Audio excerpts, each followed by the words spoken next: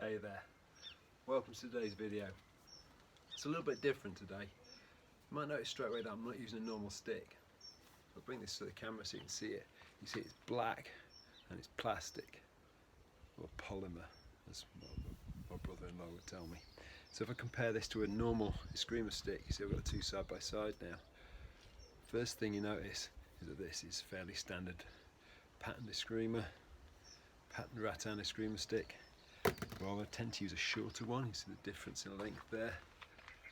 My normal stick being that one at the top, because I'm a Serrada teacher, and it's a nice length. You just hold it between your hands like that. Step back, you see what I'm talking about. It's just there. Okay. More standard length. It's this kind of thing. Very normal Eskrima stick. Good one. I've had this for quite a while. And then you have today's. Slightly longer, but that's not really the issue. The issue is the weight of it. It's so much thicker, it's so much denser, sorry. And this is made of a substance called acetyl delrin, which is D-E-L-R-I-N. If you search that on eBay, you'll find it. It's the stuff they use to make plastic bearings. If you get two pieces of aluminium or something that moves like this around each other and they put a flat disc in between, that's often made of delrin, and it is a copolymer. And that's what that means. Again, my brother-in-law told me. So, the good thing about this is it is almost indestructible. And I mean, really is. It feels to my mind roughly like polythene or polypropylene, but it's not, or nylon, something in that sort of spectrum. It's very dense. It's, I mentioned this before, I imagine if they got making an assault rifle and you got something in the butt of the assault rifle, it's going to be made of something like this, something that does not break on impact. So the only way you're going to break this is if you cut it or melt it or burn it. It's not breaking it from impact, and it is very heavy. It's very similar to my mind. If you ever see, I don't know, Italian riot police charging around with batons, they're probably made of something like this.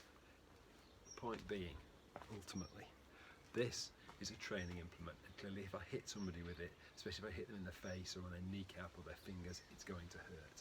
This, on the other hand, is much more along the line of a weapon, and it doesn't matter where I hit somebody with it, it's going to hurt them.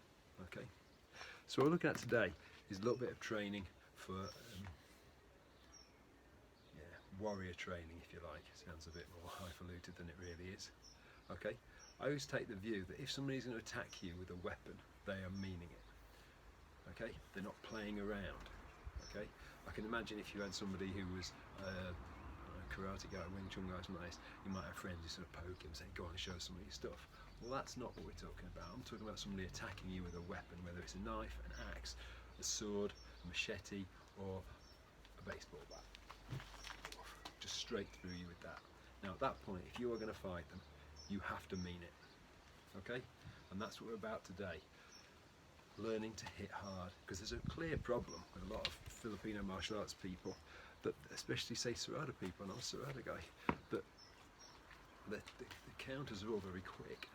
And a lot of people don't commit very much to attacks because they know the whole of the training is predicated around countering counters. So if I attack hard, okay, I am going to be countered. So typically people will attack like this, not there's a full attack, just because they know that's coming, and it's all like this. Not everyone, but I do see it. Okay, so today something entirely different. How to hit harder with a stick, and how to start doing it. Because if I start trying to use this, you can see straight away.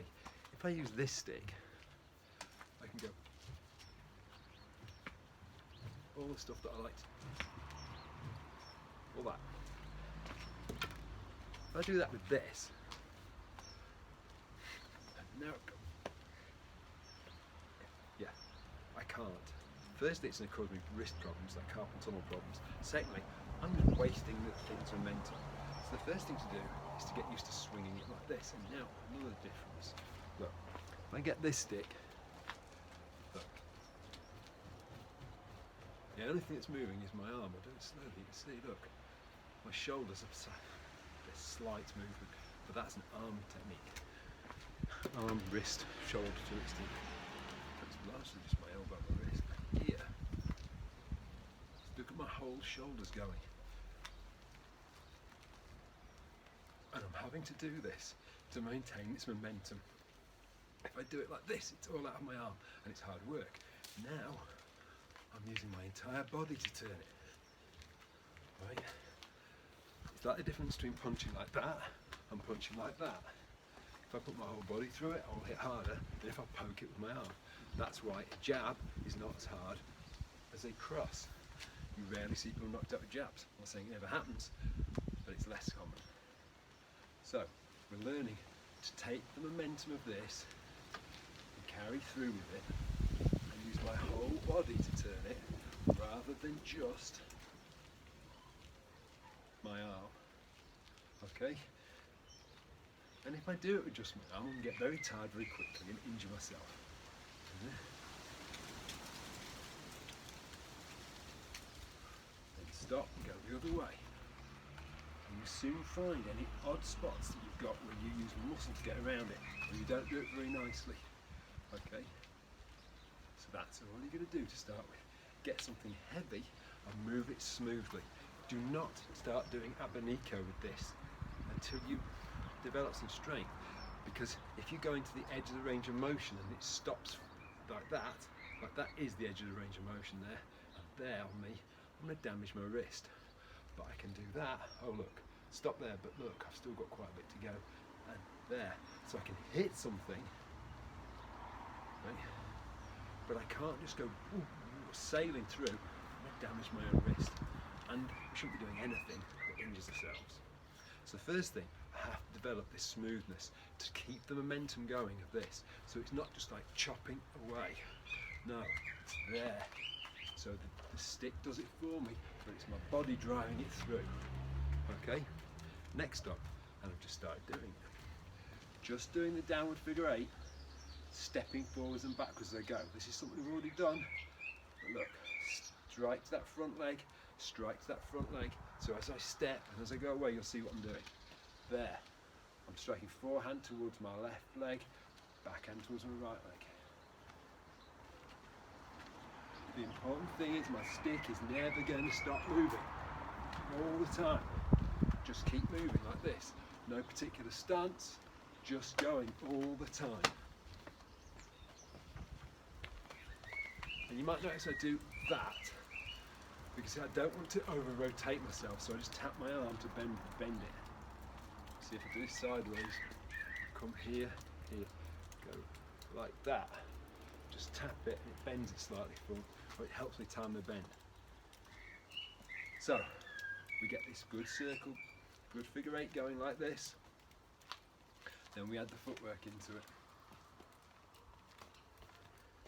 Right. And this is all stuff that I've done before, but now I'm saying we're doing it with a much heavier weapon, and the difference is marked straight away. I wouldn't go for something super heavy, like a baseball bat or a pickaxe handle straight away, but something of the top end of medium. Just the bottom line test for this is, if somebody smashed me across the forearm with this, what would I do?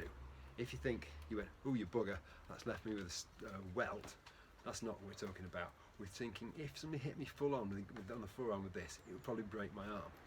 Okay, that's the difference. I suppose I should have weighed this before I started, but against that. Next up, clearly I have to just start this moving. And imagine this situation, I turn and block, has no momentum going forwards. Now I could do this, but suddenly I've left a huge gap. Okay, so I need to be able to get it moving. So what we're going to do now is some lower work where I move all the time and I hit and hit, and I do like a V strike instead. So instead of hitting through like this in the figure 8, I'm just going to go hit, hit, but from a low stance. I'm going to start back over here and walk towards the camera. You see what I'm doing? So from here, step down, 1, 2, 1, 2, 1, 2, and I am low, and then back, and I'm not going over the hill every time, I stay low, and forward again, to the top of my head. It's not coming up and down. I'll do it wrong in a minute so you can see what I mean.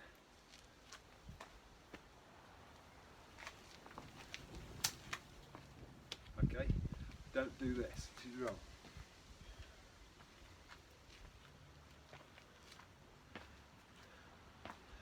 not what we're doing. Okay, so we just went forehand, backhand. Let's start again.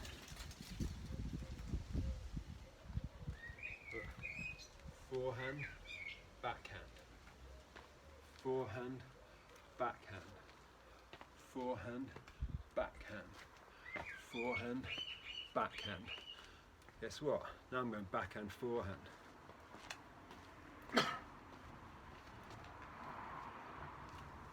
Backhand, forehand. Backhand, forehand. 2, 1. 2, 1. 2, 1. 2, 1. 2, 1. 2, 1. 2, 1. 2, 1. This is almost the opposite of the previous thing we were doing this, even though I'm using the same angles, because it's all angle 1, angle 2.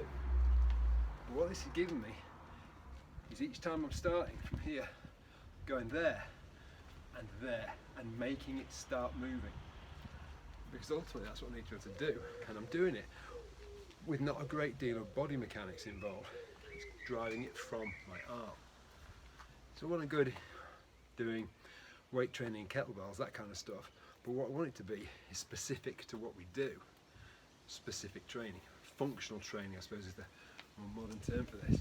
So yeah, I could get chest pressing and stuff, but that's not what I need to do here. What I want is something specific, so I'm using a heavier thing but not a sort of metal bar, and doing some weight movement with it. And now what I need to do is functionalise the two, bring it all together, so it's learn to hit hard with this. Okay, that's with that, the heavy weapon, and I'm doing it while I'm moving. And you've got to think, if somebody came at you with this, hitting hard as a moving target, you would have to be very good to stop them. Okay? A lot easier to attack with something like this than to defend. So again, look, 1, 2.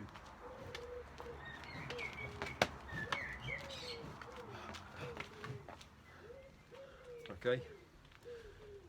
Build it up steadily. Don't just go racing into a heavy thing and swinging it around everywhere. You'll just hurt yourself. And I don't mean banging yourself on the head, I mean injuring your joints. So start with the lightest weapon, doing this, then build it up into something heavier like I've got here. Okay? Then come to something like this, then do the lower stance training because it'll make your legs stronger. You'll soon feel it in your quads, that's the muscles on the front of your thigh here, and then put it all together. But it's not in one go. It should probably be a week of each. Okay? I hope that's of some merit, I hope that's worthwhile for you. And it's the sort of thing that it's very easy to get bogged down in technical stuff when what you probably really need to do is learn to hit people very hard. Okay? So it's not the most flashy, cool stuff, but probably it's the stuff that would win the day. Okay? Well, it's Friday, and the rain has stopped, so I'll say have a good weekend, and I'll probably see you tomorrow.